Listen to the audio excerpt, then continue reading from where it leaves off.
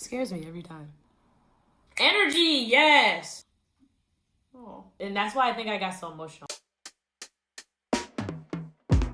I spend my Mondays like Fridays. I spend my Fridays in a box. In my heart, I'm not whining. I put my pines on pedestals to keeping them grounded. What's that mountain to nothing?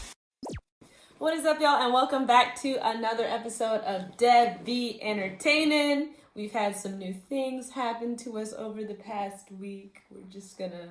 Don't worry, we'll get into that later. But before we dive into today's episode, I would like to let y'all know that you can subscribe to this channel.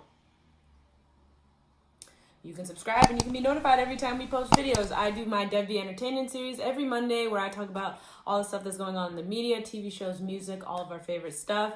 And then Morgan on Thursdays talks about talking sports like a girl, all things sports, all things amazing women doing in sports, NBA, WNBA, Olympics. There's a lot going on. You don't want to miss it, so definitely hit the red button down below and subscribe and click the bell.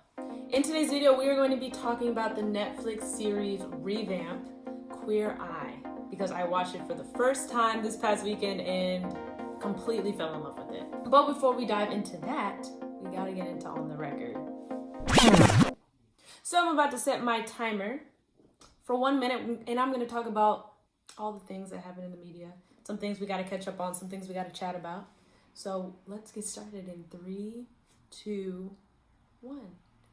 Okay, so I told y'all about this a couple weeks ago, and if you haven't watched it yet, then I don't know what you're doing. You need to watch it. Lupin.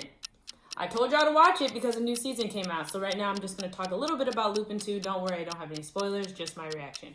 This show is so good. Like, there is no way. Like, the writers are amazing. The casting is so good. Like, the actors are so great. Like, I wish I, spoke French fluently and could understand it fluently, where I could watch it completely into French. I changed it so I could listen to English. But it is so good, and, I just cannot believe the twists and turns. It keeps you on your toes. You have no idea what's going on, and it's just, amazing the way that they, craft it, because they'll show you little bits and pieces, and then they'll show you how the story builds. I don't know how to explain it. It's just really good. Next, the BET Awards happened last week. I didn't have time to fully react to it, but I thought that they were really good. The performances were good. After coming off of last year, I thought they did a great job. And that's the end of On the Record. Scares me every time. So let's get into the review of Queer Eye. Yes. So I binged a few episodes for the first time this weekend, and like I said before, fell in love completely with the show. I do want to discuss the level of openness and vulnerability and strength that these people endure while they're on the show and getting the makeover. Let me real quick tell you a little bit what the show is for people who might not know. So basically 5 men travel around the country, I think specifically around New York and Atlanta. Yeah, I could be wrong. And they meet with people to give them basically a makeover, but it's not just a physical makeover. There's a lot more self-confidence, self-love work that goes into it in order to really exude that, and that's what really makes the makeover. So basically, one of the men is focused on room decor and design. One of the men is focused on clothing and fashion. Another one's focused on grooming, skincare, hair, body wash. Another one's focused on cooking, food, how you can really feed your soul and your stomach healthily, but also still eat the things you want to eat. And then the last guy is usually about culture and kind of the confidence aspect. Well, they all work on the confidence aspect, but yeah, they usually just have some heart-to-heart situations. The reason I say it's so much more than just a makeover show is that they really leave these are people who are just in a dark place and have settled for being in a dark place. They settled for being unhappy, and they just use their hair or their what they wear, where they wear the same thing every day, or excuses to just not live their best life, basically, which is something that I would say a lot of us, including myself, are very guilty of. And it's just great to see how these men are able to transform them on the outside, but more drastically transform them on the inside. So the first episode that I watched was of Tom. I think his name was Tom Jackson, who was a 57-year-old man who lived in a small town outside of Atlanta, and he just was not feeling himself. His daughter said that he was very lonely. He didn't really do much. He ate the same thing all the time. And it was just like he did not feel good in himself. And he kept saying like you can't fix ugly when he was talking about himself.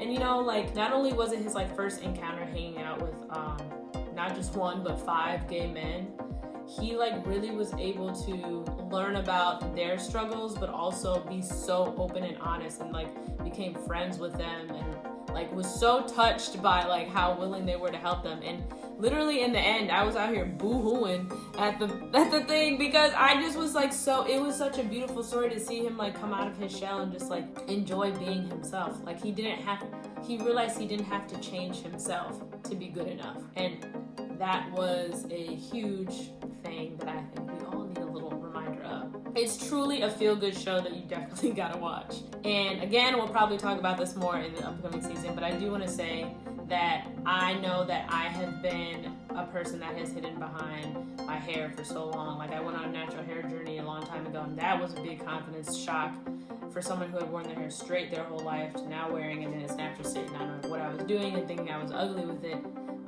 to growing it out and now chopping it all off and coloring it and just doing it impulsively because it's something that made me feel good. Like I know that I've grown a lot in my confidence journey, and that's kind of the energy and that's why I think I got so emotional, because that's kind of the energy of what the show is about, where it's just like you're growing on your confidence journey and you can see how far you've come and like you can be proud of yourself, and it's okay to be proud of yourself. And we love the Bob life. So real quick before you watch the show, I definitely want you guys to leave a comment down below on your favorite thing about yourself. What is the most beautiful thing that you love about yourself, whether it's your personality, whether it's your creativity, whether it's your legs, your smile, your eyes, your sense of fashion, how far you've come in your confidence journey, or even if you have to start over. I say journey because there's no like hard stop. It's a constant thing, and that's totally fine. But yeah, leave a comment down below. I want to know. Now let's get into more reviews or bad news. Is the show worth watching, or bad news is not as great as I'm saying it is? So, on Rotten Tomatoes, Queer Eye has a 93% score. That is supreme. We love that. We love that. The Guardian says, more than ever, the Fab Five step up to the plate with love and empathy in a show that is as much about haircuts as it is heart-rending moments. Yeah, like I said, I was definitely like getting teary-eyed watching the show. The New York Times says, in the series' upbeat formulation, being open to gay culture wasn't just good of straight guys, it was good for them. It helped them dress better, live better, eat better. It made them sexier, better, as it were, at being straight. Twitter says, Queer Eye helps me heal when my soul hurts. Oh. What am I doing? I'm crying a river. Why are you making me cry, Queer Eye? On a Saturday. Such beautiful stories. They truly are. Like, yeah, they really are. Today I watched Queer Eye in the company of 3 straight men, and it wasn't even my choice to put it on. Pride Month may be over, but the allyship will never end. Energy, yes! That is it. We love that. So yeah, definitely check it out on Netflix if you haven't seen it before. I just recommend watching the show. It's also cool to hear tips and tricks about like homemade meals, room decor, and fashion. And some self-love, feel-good content. Never hurt nobody. So that is all for today's episode. Thank you so much for watching. I hope you enjoyed. I hope you enjoy the show. Go watch Queer Eye. Go watch Lupin. And I will see you guys next time. Subscribe and look out for Morgan on Thursday. Bye.